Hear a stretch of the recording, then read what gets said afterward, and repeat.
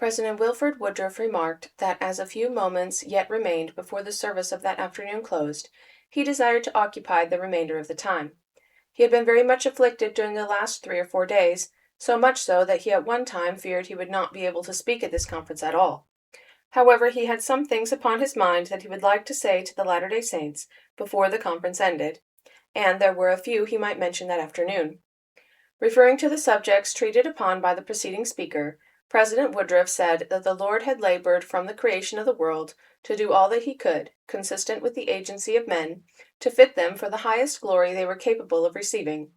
And from the days of Father Adam down to our day, whenever the Lord had a people on the earth who would obey him, he had raised up prophets and apostles, and given unto them the holy priesthood, and the keys and powers thereof, and daughters of Adam, and prepare them for celestial glory. But under that law, under the administration of those men, the opposition of the world had been encountered, and whenever men undertook to live righteous lives and keep the law of God, they had to suffer persecution.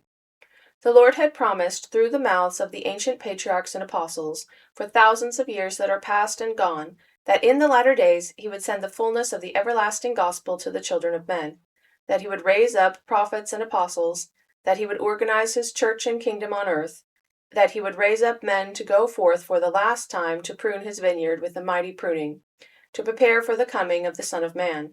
The sons of Israel today who dwelt in the congregation before him were a class of those men.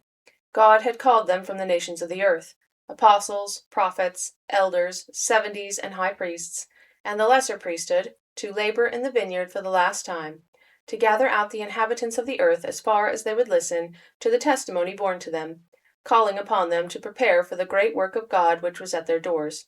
The elders of Israel had traveled tens of thousands of miles to accomplish this. The conduct of the Latter-day Saints should be very different from the rest of the world, who did not profess these things. The kingdom of God was here upon the earth in its fullness. There were many things belonging to this church and kingdom which were not looked for in the world. One of these was union. That was a law of God belonging to the Latter-day Saints. Like the ancient prophets and apostles, the modern prophets and apostles should be united in their work in the flesh, and we as a people should not deviate from this rule. There should be unity throughout, a unity of heart and mind, from the president of the church and his 2 counselors down. The law of God required it, and whenever there was any deviation from this, they were in danger.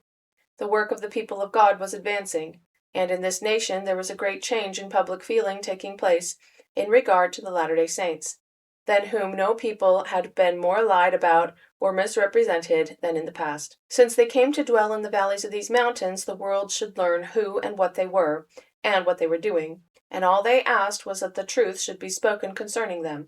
They had labored in the interest of their fellow men. As Latter-day Saints, they had faith that God would save the whole human family in some kind of glory, if they were not the sons of perdition. But all men under heaven were held responsible before God for their acts, and if they committed sin, they had to pay the penalty. He prayed God that they might all, as Latter-day Saints, live their religion, do what God required of them, remember their prayers, and walk uprightly before the Lord. And when they reached the other side of the veil, they would meet with their reward, according to the works done in the flesh. He prayed that God's blessing would rest upon this conference, that the people would be united together, and that much good would result therefrom.